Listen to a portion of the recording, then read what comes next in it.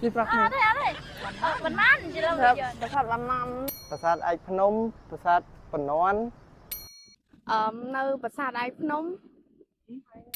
Nơi Bình Nền. បន្ទាន់ ប្រាសាទបាណន់ប្រាសាទនៅខាងស្នឹងបង ស្នឹងអើ សាទគេវា ខ្សែទៀត ឯកភ្នំ Bà Sa Bình Nón. Bà Sa Bà Sài rồi. បាទ ប្រាសាទបន្នន់ប្រាសាទឯកភ្នំ មានប្រាសាទឯកភ្នំប្រាសាទបាសែតប្រាសាទឯកភ្នំ អញ្ចឹងនឹងប្រាសាទហ្នឹងអូនចូលចិត្តទៅលេងប្រាសាទណាជាងគេ ឯកភ្នំ ស្ដីណាអូន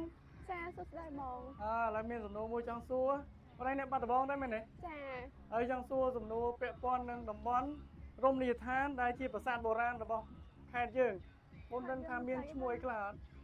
Nơi Bình Nền. អណន ប្រាសាទបាណន់ប្រាសាទនៅខាងស្នឹងបងប្រាសាទ ស្នឹងអើ សាទគេវា ខ្សែទៀត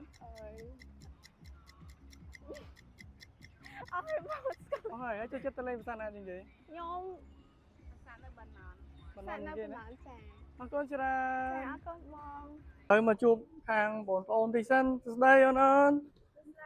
បាទអូហើយចង់សួរសំណួរមួយឃើញឥឡូវពងលំផងនេះមានសួរសំណួរមួយពាក់ព័ន្ធនឹងបាត់ដំបងណា ចាបង ចង់សួរថាចេះអូនឯងដឹងតំបន់រមណីយដ្ឋាន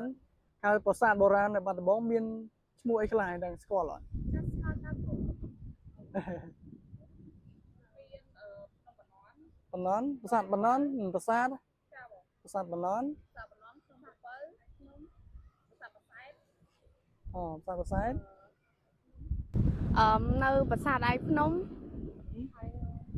សានទៀត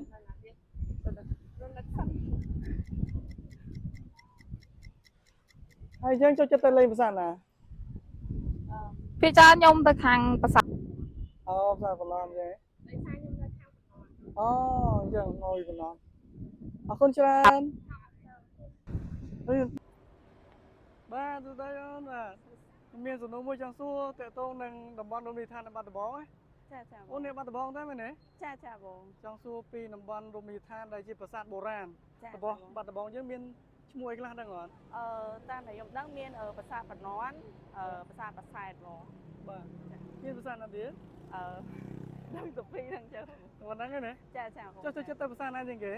ចូលចិត្តទៅប្រាសាទបណ្ណន់បង ប្រាសាទបណ្ណន់ជាងគេមែនទេ ចាចា អរគុណច្រើន អរគុណច្រើនបង ជួបបងអូនមួយសិនស្ដីអូនបាទអរគុណច្រើនឥឡូវចង់សួរមួយអូន